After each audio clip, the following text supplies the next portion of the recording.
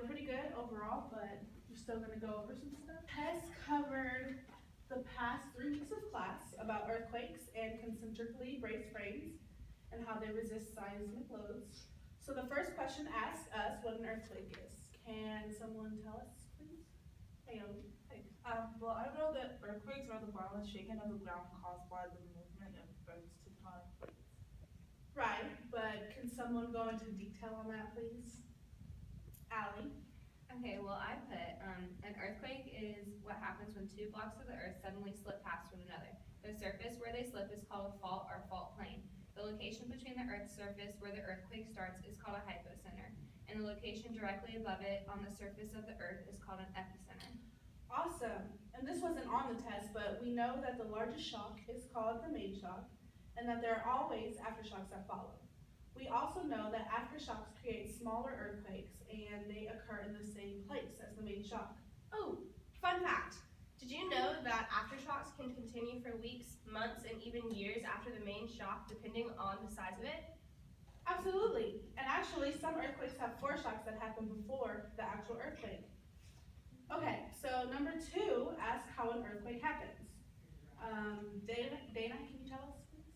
Well, because the Earth is made up of tectonic plates, kind of like puzzle pieces, and they are continuously slowly moving around, they slide past one another and eventually some of them bump into each other. Ooh, I added that the edges are called the plate boundaries, and the boundaries are made up of many faults, and earthquakes occur along those faults. Right. Allie, what'd you put? Well, I put the same thing as Naomi, but I also said that since the edges of the plate are rough, they get stuck together while the rest of the plate keeps moving, and after a while, when the plate moves far enough, the edges unstick on one of the faults and an earthquake happens. Great. So, can we predict earthquakes? No. It kind of sucks because the only time we can actually know when it's coming is when we experience the foreshocks. Then there's really any time to evacuate the area after. True, but since we do know there's a fault line, we know that there's eventually going to be an earthquake, so we're always cautious. All right, so number 3 asks you to draw the types of concentrically braced frames. Does someone want to come to the board and draw for us, please? Allie, of course. Okay, so concentrically braced frames are frames in which the center lines of members that meet at a joint intersect at the same point to form a vertical truss system that resists lateral forces. Great. Dana, can you briefly explain to us each of these bracings? So the diagonal bracings must be used in opposing pairs to achieve required balance. X-braced frames are the most commonly used, and the buckling capacity of X-bracing is best estimated by using 1/2 of the brace length when the brace intersects and connects at midsection. The chevron brace has intersecting brace connections at midspan, and beam deformation associated with the unbalanced forces in chevron bracing increase the axial compressive deformation of the brace and reduces the inelastic deformation capacity prior to brace fracture. K-braces intersect at mid-height of the column, and they are also not permitted for the SCBF system. Awesome. So Dana, you said something about SCBF system. Can someone tell the class what that is, please? I can. Yeah. Okay, so CBF stands for Special Concentrically Braced Framing Systems, usually used for buildings that are in earthquake-prone areas. Right. So number 4 asks why concentrically braced framing systems are ideal for earthquake-prone areas. Naomi, please tell us the reason why. Okay, I wrote that they can be an effective system for seismic retrofit due to their high stiffness and because they can be assembled from pieces of relatively small size only. Awesome. Okay, lastly, question 5 asks you to draw possible bracing systems as a floor plan. Allie, can you please do A for us? Yes. Okay, so this is the floor plan of the one-bay braced configuration system. Is using the inverted V, which is a part of the chevron configuration. Awesome. Okay, Dana, can you do B for us, please? Sure. This is the floor plan for the 2-bay braced system.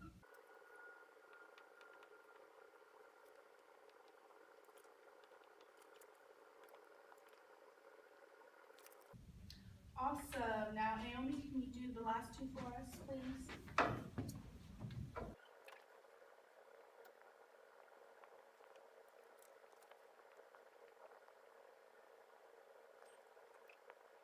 And this is a three-way system using a combination of the V-shaped and the inverted V-shaped.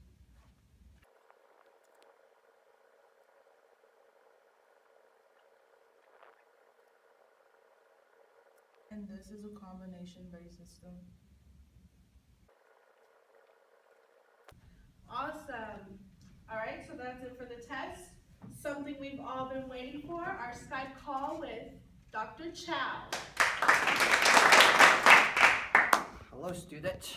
I'm Mr. Chow.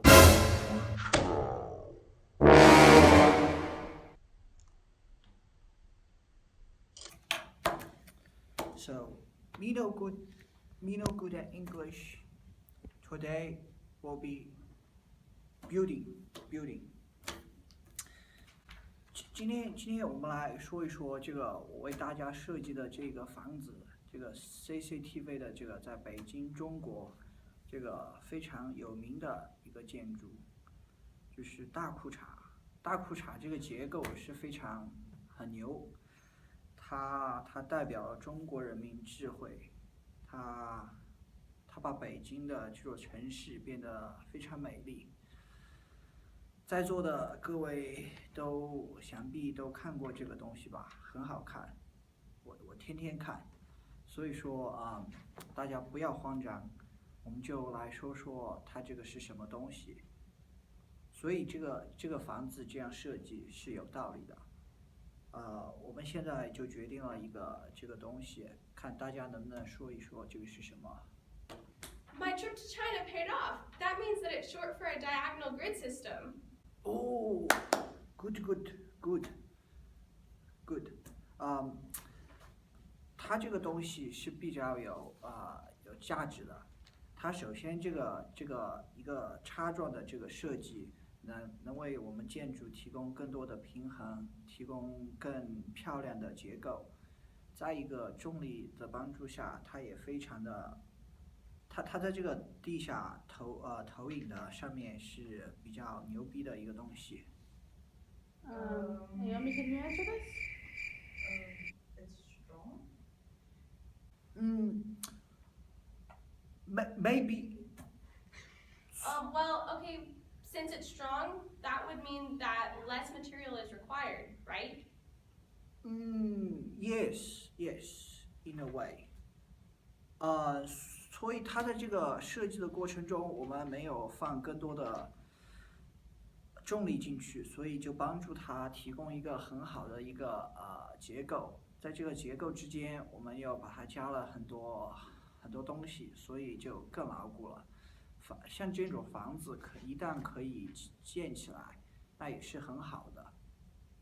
在一个像北京这么有多地震，然后很平，然后有些山区的地方，中国的首都，这些东西都是比较牛逼的。